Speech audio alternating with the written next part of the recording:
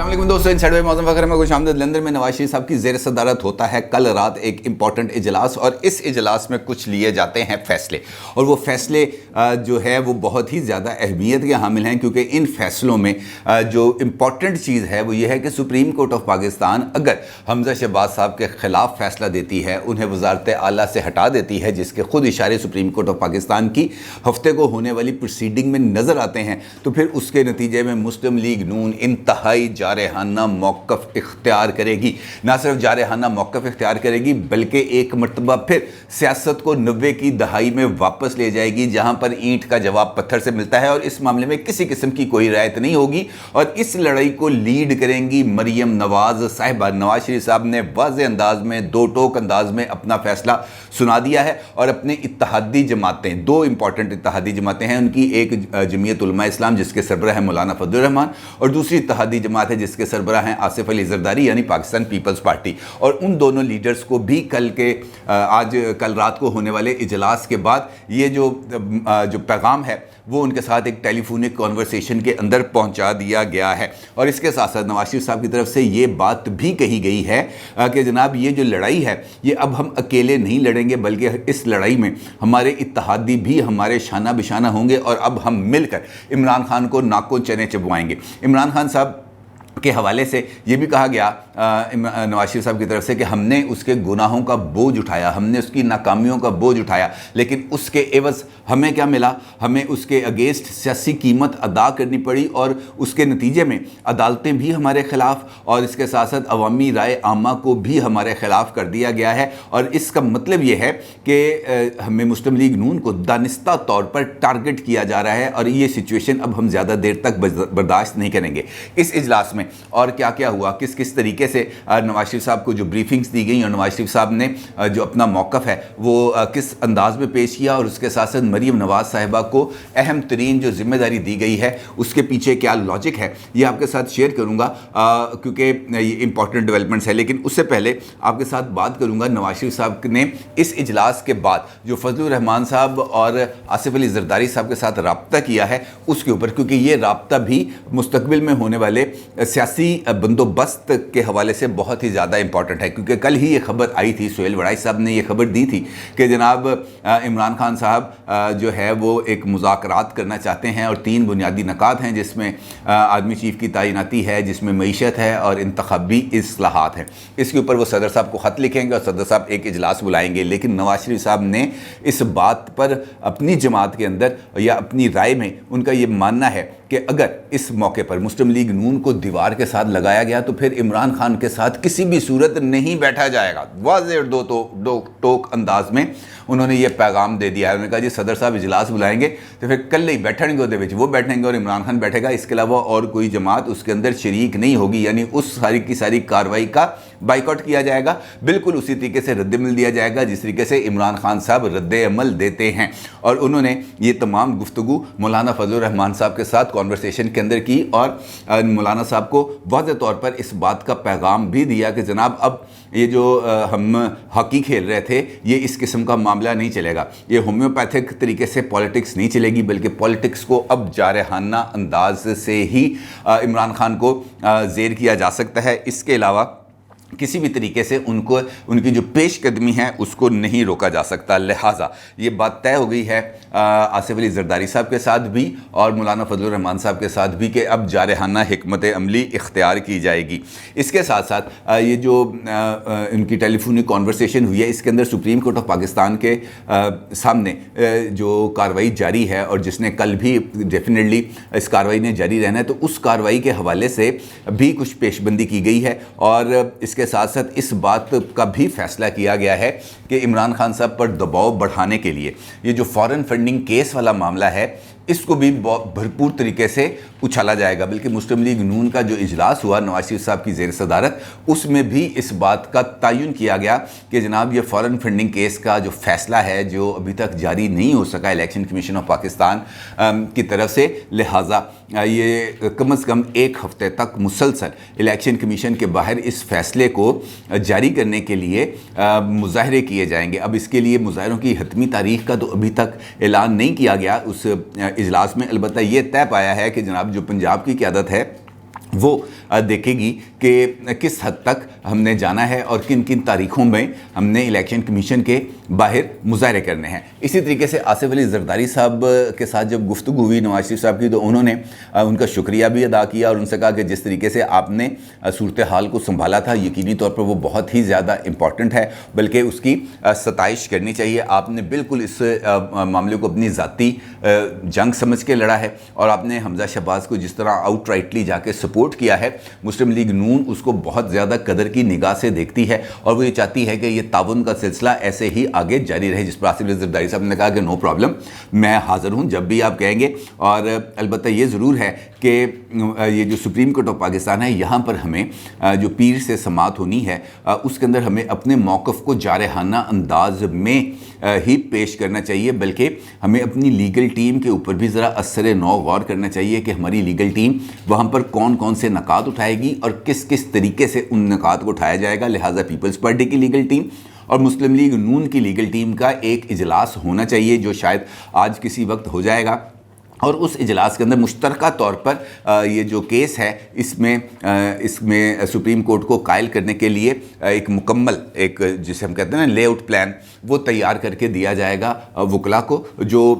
Supreme court کے سامنے یہ موقف رکھیں گے، اور خاص طور پر اس کے اندر جو موقف اٹھایا جائے گا وہ اس اعلامیے کے عین مطابق ہوگا جو کل جاری کیا گیا تھا، جس میں یہ کہا گیا تھا کہ جناب یہ معاملہ جو ہے بہت سارے اور کیسز کے ساتھ جڑا ہوا ہے، لہٰذا تمام کیسز کو ایک مرتبہ سنا جائے، جس میں سپریم کورٹ بار ایسوسی ایشن کی ریویو پٹیشن ہے، جس میں متاثرہ ایم پی ایس کی طرف سے بھی ریویو پٹیشن ہے، اور اس کے ساتھ ساتھ یوسف زئی گیلانی صاحب ورسز صادق سنجرانی جو چیئرمین سینٹ کا الیکشن ہوا تھا اس کی اپیل بھی پینڈنگ ہے۔ ان تمام کو ایک دفعہ ہی سن لیا جائے اور فل کورٹ اس معاملے کو سنے۔ اس معاملے کو بھی مؤثر طریقے سے فیصلہ کیا گیا ہے کہ وہ کل کے اجلاس میں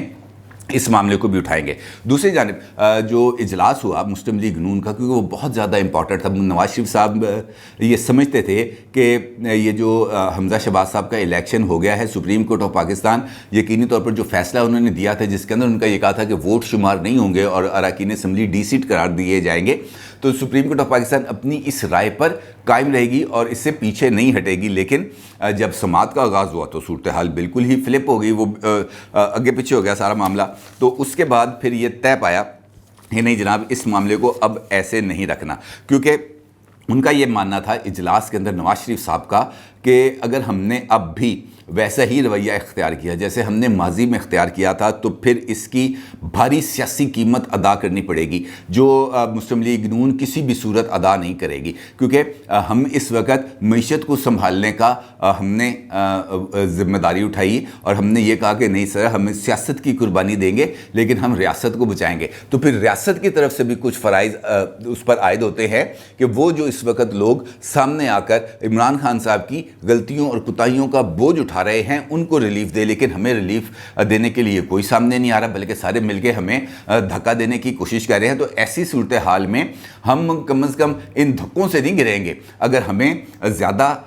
پش کیا گیا، ہمیں دیوار کے ساتھ لگانے کی کوشش کی گئی تو اس کا پھر اب جواب ملے گا اور جواب بھرپور ملے گا، اور اینٹ کا جواب پتھر سے ملے گا۔ اور اگر یہ چاہتے ہیں، اگر یہ لوگ سمجھتے ہیں کہ ہمیں سیاست بھول گئی ہے یا ہم 90 کی دہائی میں واپس نہیں جا سکتے، تو یہ بات بھی غلط ہے۔ ہم 90 کی دہائی میں واپس جائیں گے اور پھر جو ہوگا وہ دیکھی جائے گی۔ ان کا یہ بھی کہنا تھا اس اجلاس میں، بلکہ اس اجلاس میں اس بات پر بھی اظہار خیال ہوا جس طرح میں نے آپ سے گزارش کی فورن فنڈنگ کیس پر، انہوں نے کہا جناب مظاہرے ہوں گے اور اس کے لیے پنجاب کی قیادت کو یہ ذمہ داری دے دی گئی۔ پھر یہ بھی طے کیا گیا کہ جناب یہ جو پنجاب کے حوالے سے صورتحال ہے اس کو بھی مکمل طور پر مانیٹر کیا جائے گا، بلکہ یہ کہا گیا اس اجلاس میں تجویز دی گئی کہ آصف علی زرداری صاحب سے ایک مرتبہ پھر رابطہ کیا جائے اور ان سے یہ کہا جائے کہ اگر اسمبلی جو ہے سپریم کورٹ آف پاکستان وہ حمزہ شہباز صاحب کے خلاف فیصلہ دے دیتی ہے تو پھر چونکہ اسپیکر کا عہدہ خالی ہو جائے گا، پرویز الہی صاحب بن جائیں گے چیف منسٹر، تو ایسی صورت میں فوری طور پر شجاعت صاحب کی طرف سے یہ جو 10 اراکین اسمبلی ہیں جنہوں نے پارٹی پالیسی سے انحراف کیا ان کے لیے ایک ریفرنس بھیجا جائے فوری طور پر ڈپٹی اسپیکر دوست محمد مزاری صاحب کے پاس، اور پھر دوست محمد مزاری صاحب بھی فوری طور پر इस रेफरेंस को भेजें इलेक्शन कमीशन ऑफ पाकिस्तान, और वहाँ पर जाकर परवेज़ इलाही साहब की जो अहलियत है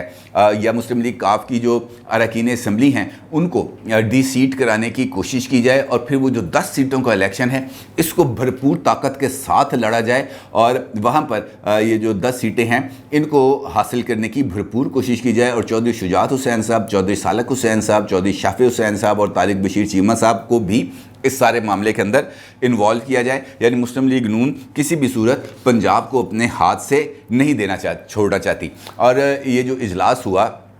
इस इजलास से पहले ही इस किस्म के इशारे मिल रहे थे कि मुस्लिम लीग नून की तरफ से अब हार्ड हिटिंग की जाएगी, अब ये टिप टिप वाला काम नहीं होगा, अब मुस्लिम लीग नून 2020 गेम खेलेगी। बल्कि मरीम नवाज साहिबा ने भी एक ट्वीट किया था जिसके अंदर उन्होंने ये बात लिखी थी कि मुस्लिम लीग नून अपने साथ किए गए सलूक को नहीं भूली, अब खेल के असूल सब के लिए यकसा होंगे, वरना मुस्लिम लीग नून उसे खेलना अच्छे तरीके से जानती है। ये उन्होंने ट्वीट किया था 22 जुलाई को शाम 6:33 पर। अच्छा, इस ट्वीट के अंदर भी इसी बात का इशारा मिल रहा था कि मुस्लिम लीग नून ने अब जारहाना पोजीशन लेने का फ़ैसला किया है। नवाज शरीफ साहब ने ये जो जारहाना पोजीशन लेने की जिम्मेदारी है ये डाल दी है मरीम नवाज साहिबा पर, और इस बात के लिए उनको पाबंद किया गया है कि जनाब अब से लेकर अगले इलेक्शन तक, चाहे अगले इलेक्शन इस साल हों, चाहे अगले इलेक्शन अगले महीने हों, या आइंदा इलेक्शन अगस्त 2023 तक हों, इस सारे सिनेरियो के अंदर ना सिर्फ मरीम नवाज़ की पार्टी पोजीशन को बेहतर किया जाएगा, बल्कि इस दौरान मज़ामती बयानिए को बनाना और मज़ामती बयानिए को लेकर आगे चलने की तमाम तर जिम्मेदारी भी मरीम नवाज़ के कंधों पर आ जाएगी, और उनको पार्टी को लीड करने की मुकम्मल तौर पर आज़ादी दी जाएगी। यानी मेरा ये ख्याल है इस बात से कि कोई इस किस्म के इम्कानात पैदा हो रहे हैं कि शहबाज शरीफ साहब की जगह पर मरीम नवाज साहिबा को मुस्लिम लीग नून का सदर बना दिया जाए। और इस हवाले से मैंने कुछ चंद दिन पहले इस हवाले से एक वीलॉग के अंदर आपको खबर भी इस हवाले से दी थी। दूसरा, इस इजलास के अंदर